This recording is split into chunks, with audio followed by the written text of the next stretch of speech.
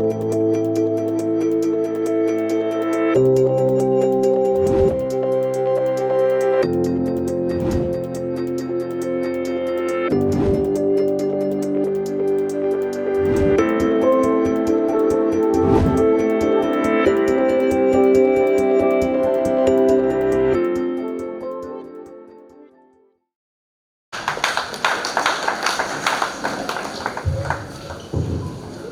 ashimwe cyane. Haleluya. Ndanezerewe cyane kuba ndi hano kandi nshimire cyane abarongozi b'ishengero banyumviriye ko kugira ngo nshobore kuba ndi hano kuri uno munsi kuri no tariki iri hejuru.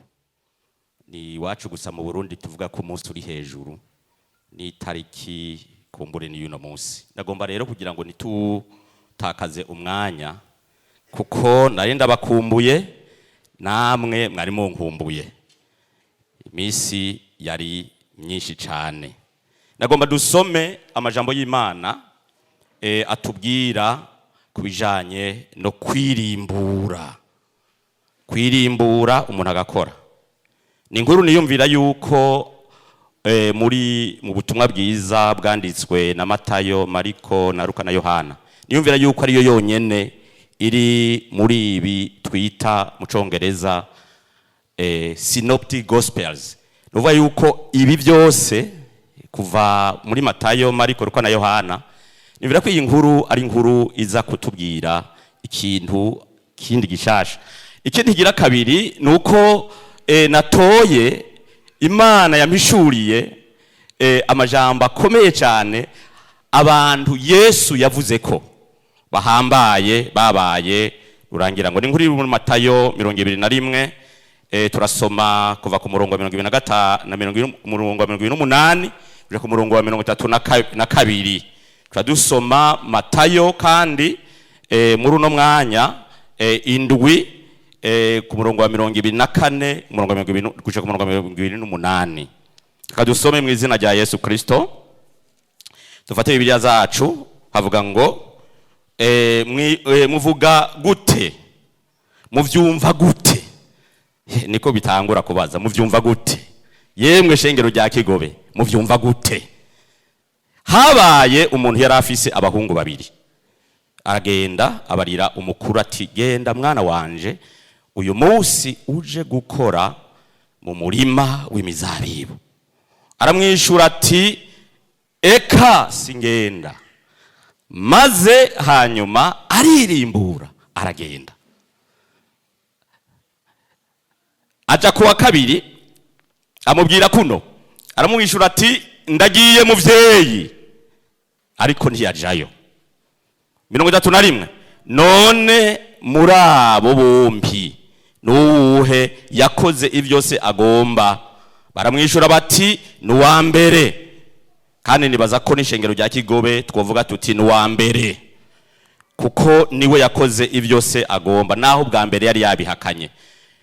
Yesu arababwira ati ndababwira ukuri yuko abatoza kori n'abasambanyikazi babatanga kwinjira mu bwami bw'Imana, kuko Yohana yaje muri mwebwe agendera mu nzira yo kugororoka kandi ntimwamwemera, ariko abatoza kori n'abasambanyikazi baramwemeye.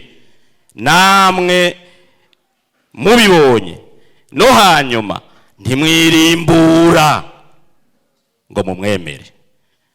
Dusome Matayo 7 umurongo wa 21. Matayo 7 umurongo wa 21. 7 umurongo wa 24 gushika ku 28. 24 kumva no gukora. Kumva no gukora.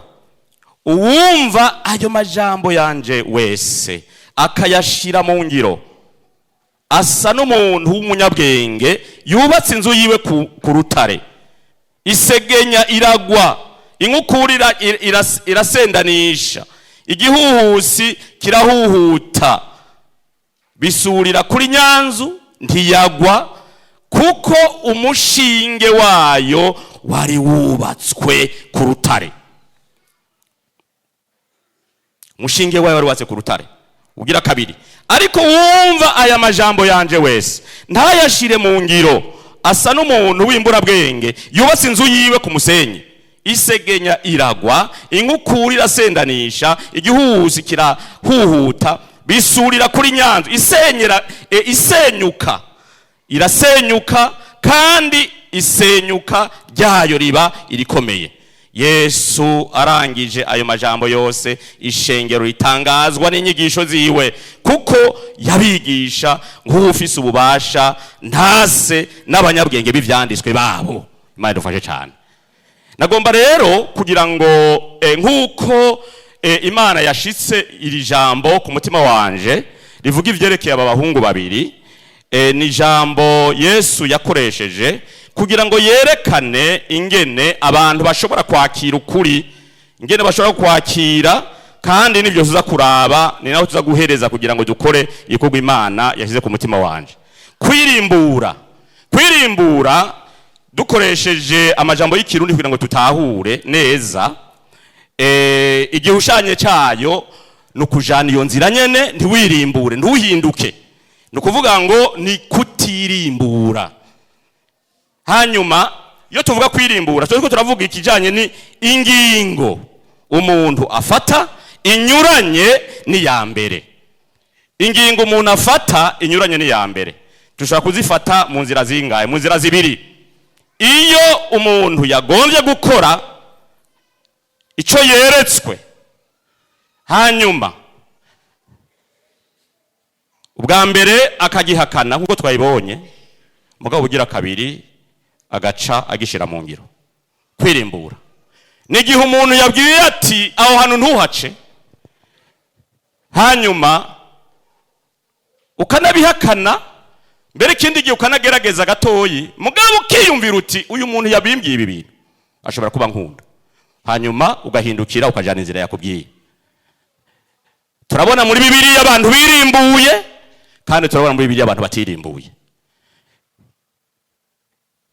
Iyo turiko turavuga iri jambo, ni jambo rifatanye gose, niyo tuza guhereza no kwihana,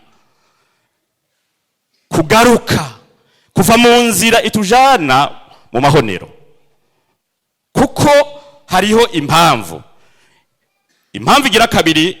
Uburyo bugira kabiri bwo kwirimbura ni igihe umuntu yakoze ivyo uyo muntu yari yarabujijwe, hanyuma bakamufata bakamushira mu gasho. Burya ndashima ijambo rikoresha mu Rwanda, imbohe bazita abagororwa, bagushirayo kugira ngo bakugorore.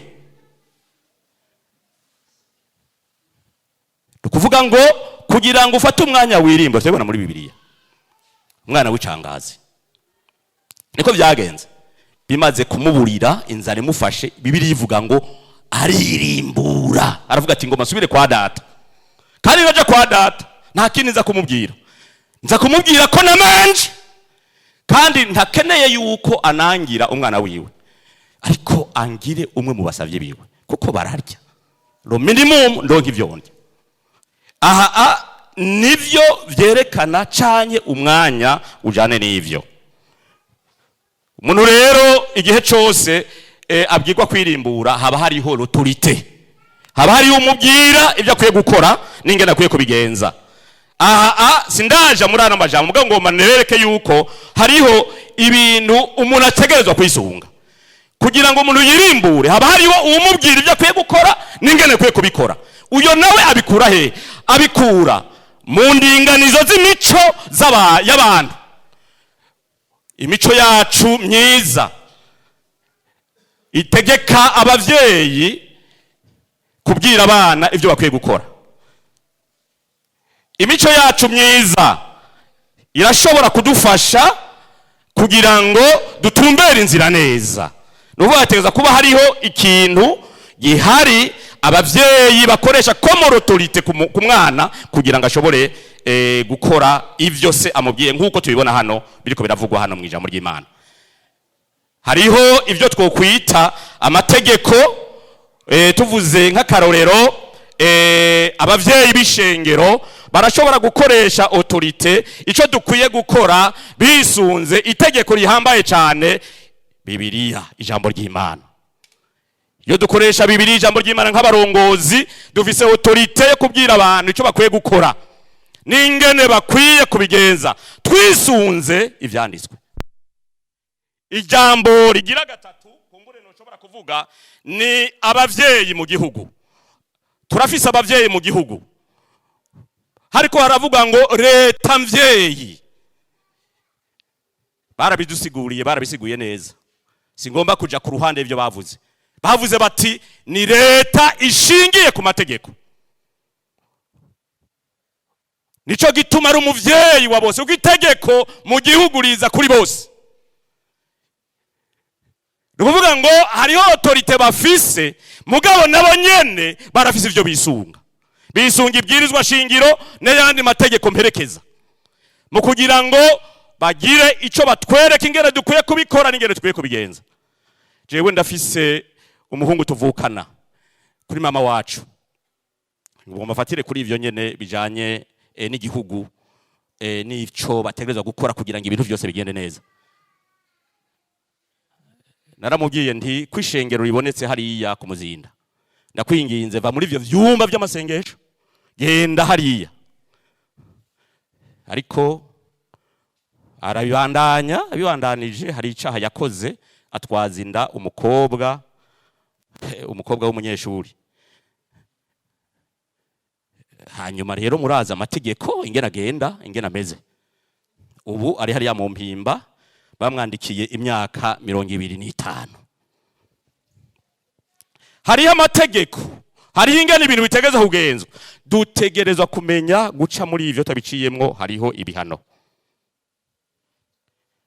bishobora kuza kandi ukagira ikibazo gikomeye cyane. Jewe ndabwira abo tuvukana kenshi nkababwira nti uzorenga amategeko agakora ibyo ibitemewe, nzoza kumuraba rimwe canke kabiri, ariko ndababwira nti mubimenye je nahamagare kwitwara ku muryango wanje niwo umpagazeko.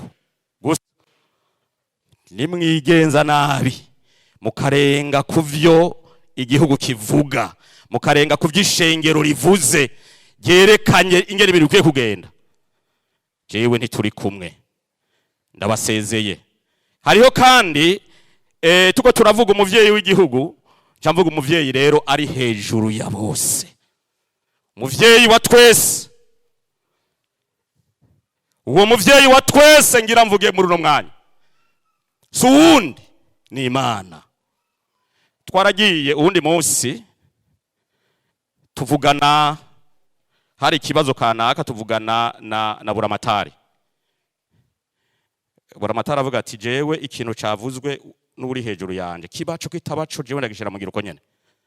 Ti rero genda kuri wari hejuru yanje, ini yampa injonction n'ivyo nkiriza gukora ndabikora.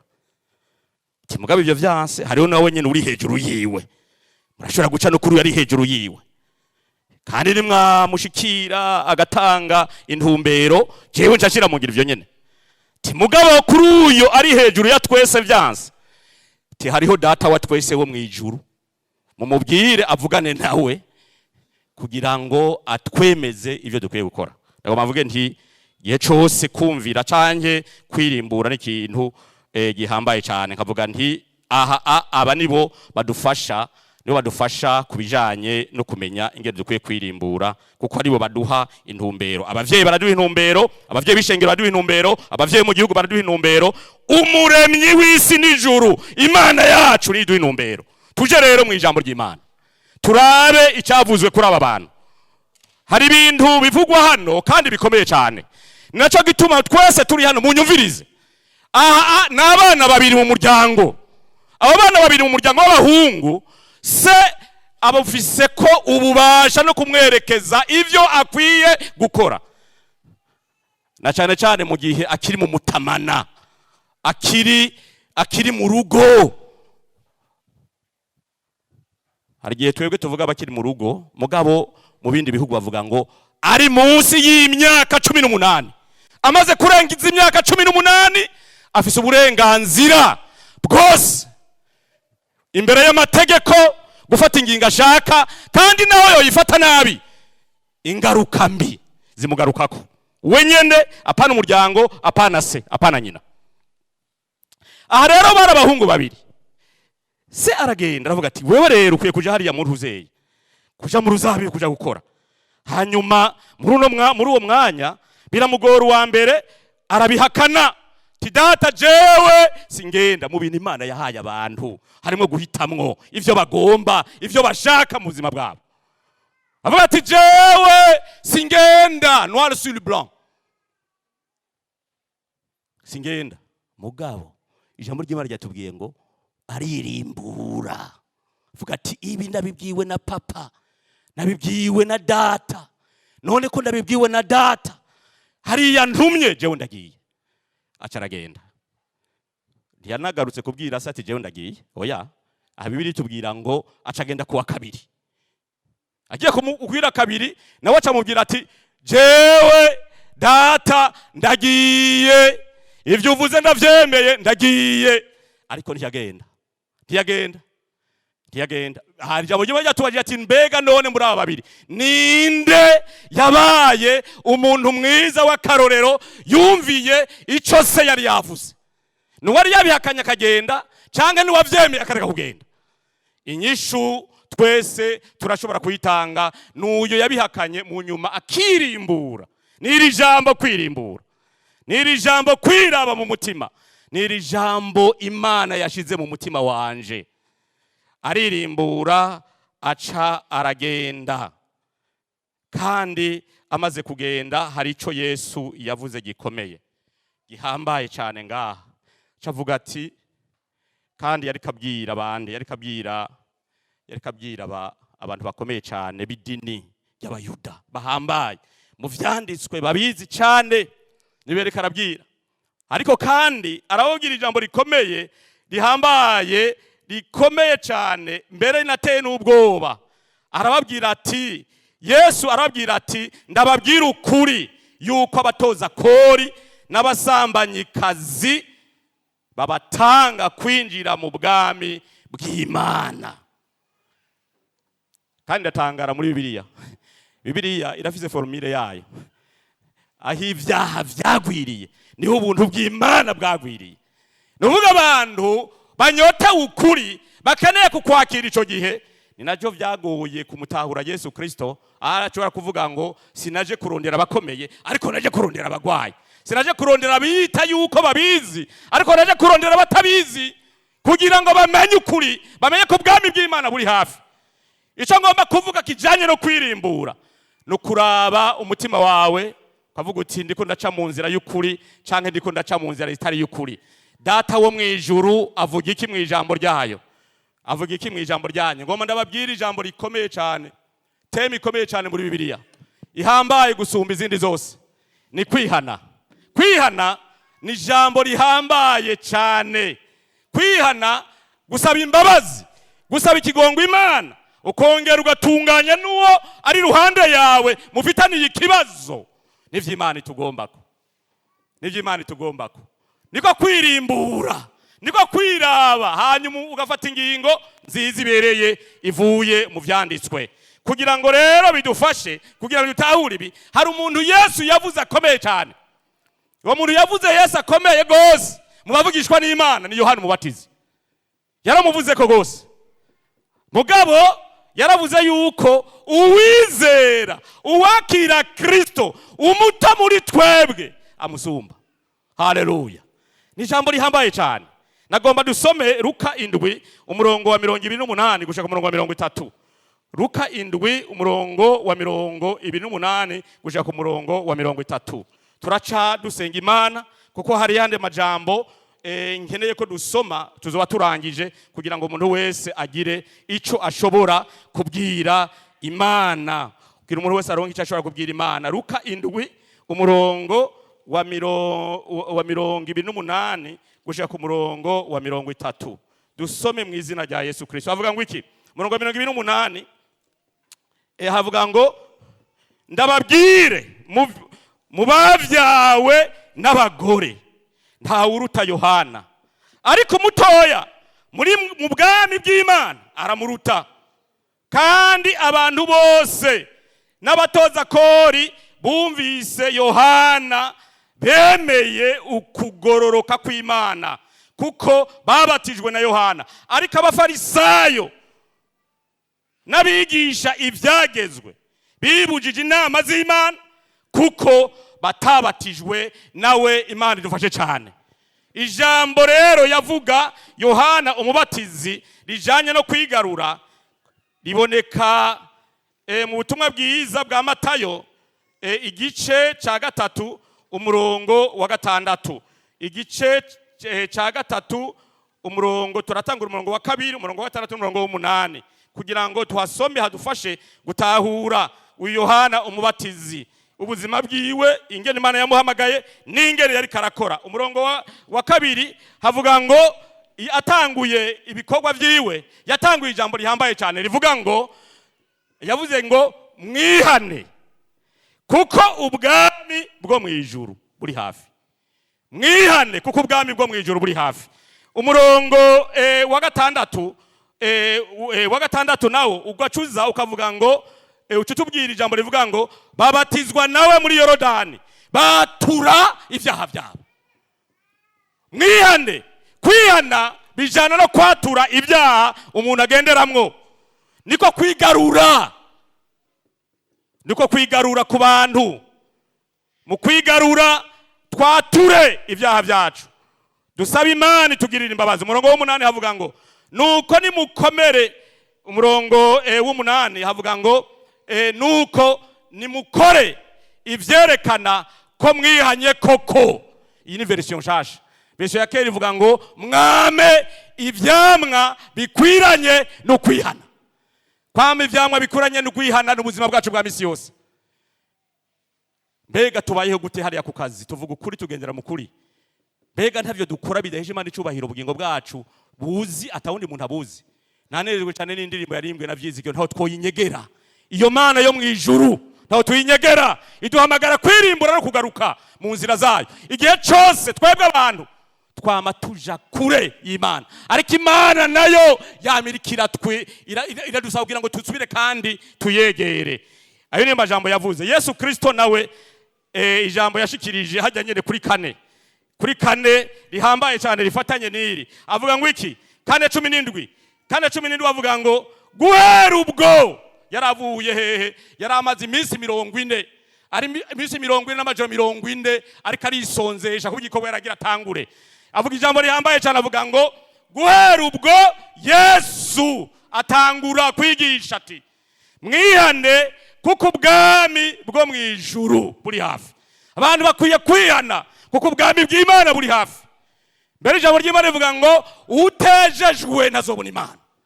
Duhamagarirwa kwezwa mu buzima bwacu bwa misi yose, kuba kure y'ivyaha no gukora ivy'Imana igomba. Iyo twanyereye ni vyiza yuko tukagaruka kuri inde, kuri Kristo. Turabe Petero tumubona mu vyakozwe n'intumwa 2 umurongo wa 27:38. Hanyuma rero dusenga Imana iri jambo rihambaye ryo kwirimbura no kugaruka ku Mana no kwihana no gusubira ku Mana. Abantu dukwiye kwihana tugasubira ku Mana, kandi iyo mice y'abo bantu ncanda ibabwira ubunyene. Hanyuma cyo dukora ico gikorwa. Imana dufashe cyane. Ivyakozwe n'intumwa igice ca 2 umurongo wa 37:38. Mpwemu yera amaze kuza kwishengero, yo wa wundi Petero umwe yatinya, umwe yagira ubwoba, ariko arabazwa ati wewe ari kumwe na Yesu, ariko we akamuhakana. Aronka ingene mpwemu yera amaze kuza ibintu byarahindutse. Arahagarara remanga. Mbere amajambo yavuze inyuma yaho arateye ubwoba, kuko yavuze ngo nta wundi dutegereza kumvira, nta rindi zina riri munsi y'ijuru abantu bakwiye gukirizwamwo kwihaniramwo n'izina rya Yesu Kristo.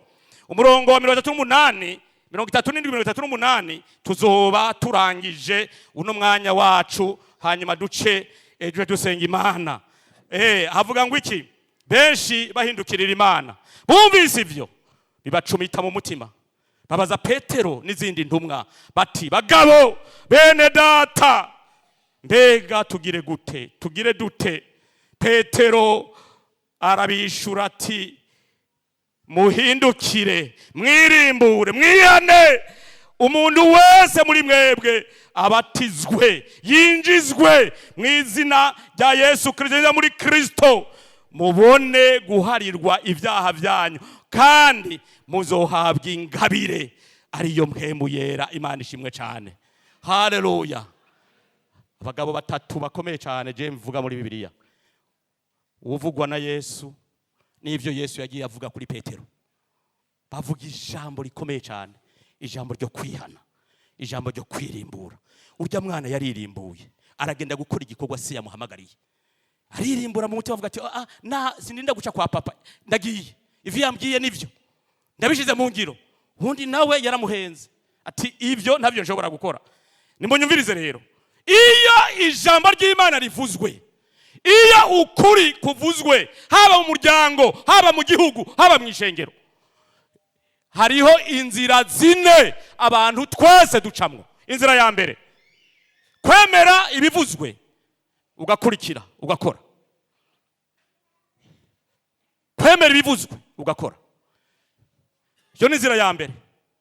Kwemera ibivuzwe ugakora, kandi ukeneye gutera imbere, haba mu by'Imana, haba mu muryango, haba mu gihugu, haba mu ishengero, ukeneye gutera imbere, ibivuzwe n'abari hejuru yawe bishire mu ngiro. Muga mu ishengero wanze utohoze ko byavuye muri Bibiliya, maze kumenya ko byavuye muri Bibiliya bikurikire. Wone umugwi wa mbere, umugwi ugira kabiri, ugira kabiri, iyo ibintu bivuzwe kandi n'ingene bigenze n'abantu bavyemera mugabo ntibabikore, abo Bibiliya yita indyarya. Tuvuga ukuri kuravugwa mu ishengero, ariko ntitugushire mu ngiro mu buzima bwacu bwa misi yose. Kuno umuco ugira kabiri. Umuco ugira gatatu, umuco ugira gatatu, uyu muco ndawukunda cyane kuko ivy'ijuru biratugora gutahura, ariko ikintu gihambaye kiza muri byo umuntu aririmbura. Ni kuvuga ngo ugira gatatu kivuga ngo kwemera ntukore, cyane kwemera ukagira amakenga ntubishire mu ngiro, mugabo mu nyuma ukirimbura. Navuze ko kwirimbura kuba mu nzira cyo kwabera hehe mu gihano, ariko cyo ngwe kumenya umuntu akomeye yemegwa imbere y'Imana n'umuntu yirimbura n'umuntu yihana. Erega ivy'Imana biratugora gutahura, ivy'Imana nimwibaze ngo biroroshe kumenya. Tugenda turiga ubuzima bwacu bwose, hari iki gihambaye nuko umuga ati uko ndiko kuri ndirimbuye Mana ngirira imbabazi ngirira ikigongwe, hanyuma ukabandanya igikorwa. Umugwi wanyu mugira kane uja mu bantu bingyarya gose cyane gusumba abandi bantu bose. Nukuvuga ngo arakwemerera ko ivyo bintu abigiyemwo, mbere washaka akaja mu bantu ukabona ko ameze neza, mugabo mu mutima wiwe ntavyo ari karakora, mu mutima wiwe ntavyo ari karakora. Ivyo birababaje cyane, kandi iki kigira kane nico kiboshe amashengero, nico kiboza abakozi bari mu ishengero. Kenshi turabesha, kenshi turiba, mbere mvuge yuko n'ugusambana usanga abandi babigira amabanga, ugasanga biri muri bo. Mugabo ibikorwa vy'Imana ni hari umubona imisi yose. Abandi babandi Yesu hazozira bazovuga bati jewe nakora ibi nibi, ariko Yesu ababwira ati sindigeze ndabamenya. Kuvyerekeye agakiza no kwihana, mumenye yuko ari abantu namba Bibiliya ivuga ngo bamwe bazogenda abandi basigare. Ndemera ntakekeranye nemeza na Bibiliya yuko uko turi ngaha twese hariho inzamba yovuga bakagenda, kandi hariho nabosigara banezererwa kubana n'abandi, mugaba muri bo batarihana, batarizera umwami Yesu. Ndagomba mpamagara umuntu agomba kwihana ubwa mbere, agomba kwizera umwami Yesu ashobore gushika hano kugira ngo dusenge Imana. Umuntu yumva umutima wiwe avuga ati jewe nabayeho ubuzima mu ishengero, canye ushobora kuba winjiye no musi mu ishengero, ndaguhaye ikaze mu izina rya Yesu kugira ngo wakire Yesu Kristo mwari n'umucunguzi wawe. Hari ndimbo nkunda cyane ivuga ngo Yesu ndacibuka umunsi nakwemereyeko. Jewe nakirijwe muri rusengero, naho nari nicaye ndahabona hari uriya mugabo yicaye hari inyuma, hari iruhande yari yadirisha, hari niho nari nicaye, ndavyibuka niho nari nicaye. Ijambo ry'Imana n'uwarivuze suwundi, ico gihe ndibuka byose. Yesu ndacibuka umunsi nakwemereyeko. Mutama wacu Leopold niwe yavuze ubutumwa uwo munsi, ndahaguruka amosoza ari karakoroka ndaza ndihana, kandi kuva ico gihe naronse amahoro mu mutima wanje. Haleluya. Urashaka kuronka amahoro umutima wawe, utegeza kwirimbura. Mbega warihanye warizeye Mwami Yesu, ngwino ni wewe mushitsi akomeye cyane dufise hano. Ibi byose biriko birategurirwa wewe. Mana yaduhamagaye twese, kandi umwe wese ategerezwa kwakira umuhamagaro w'Imana. Uwo n'umuce wa mbere kandi ukomeye cyane. Umuce ugira kabiri no muce w'abantu bagiye barasubira inyuma, bagiye barakora ivyo data yatubujije, bagiye baragendera mu byo data yatubujije, bariko baratukisha ubutumwa bwiza, bariko baratukisha Kristo mu buzima bwabo bwa misi yose. Ngwino kwa Yesu.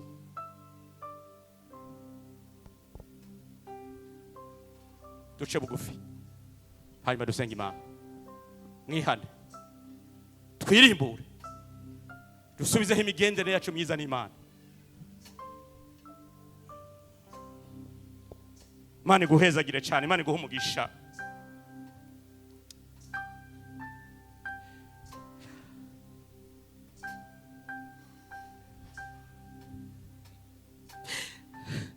Umuntu agomba kuza kwakira Yesu Kristo, umuntu agomba kuvugana n'Imana, niwo mwanya wawe. Kandi uwo mwanya mwiza cyane w'igitangaza imbere y'ijuru. Ngwino kwa Yesu.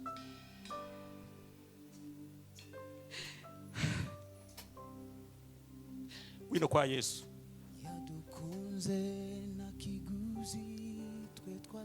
Twirimbure, twirimbure. Yesu ari hafi kuza gutora ishengero.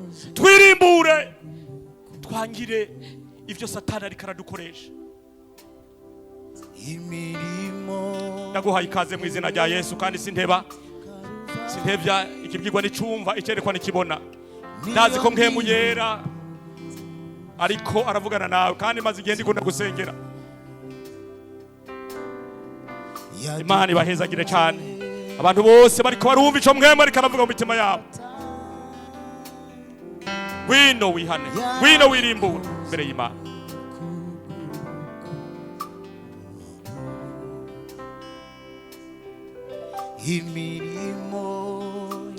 Mana yacu ni Imana yishura ibibazo tugenderamo.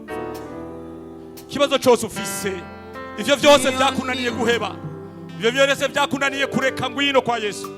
Inyishu ni ngaha, inyishu ndaha, kandi nukwema ukavyemera ukaza kugira ngo Imana ikugire neza.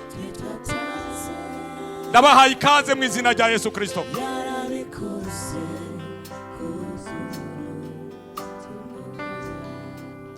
Bari abarwayi bafise ibibazo by'ingwara, ngwino kwa Yesu, ngwino hano kugira ngo isengesho bijane.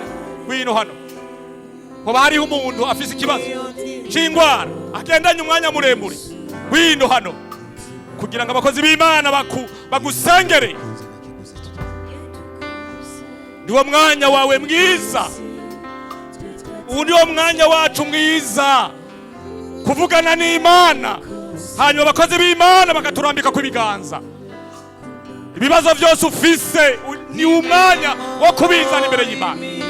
Ngwino kwa Yesu, ngwino akugirire neza. Mpamagara abakozi b'Imana kugira ngo begere intama, bakora igikorwa, babwirizwa n'ijambo ry'Imana, baherekeze imitima imbere y'Imana. Uyo mwami yadukunze na kiguzi. Turabaha ikaze mu izina rya Yesu Kristo, kuko uyu munsi n'umunsi mwiza cyane.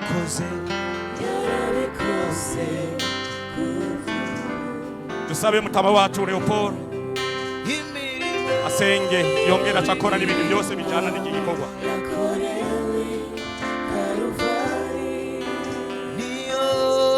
Niyo ndirimbo yuzuye umutima wanje. Ngwino wibire, maraso ya Yesu urakira amahoro. Abarushe n'abaremerewe, maraso ya Yesu urakira amahoro. Mana yacu turagushimiye kuko uri umwizigirwa, turagushimiye amajambo ariko araca imbere y'ikoraniro, imbere y'abera, amajambo mazima, amajambo atubwira kwirimbura.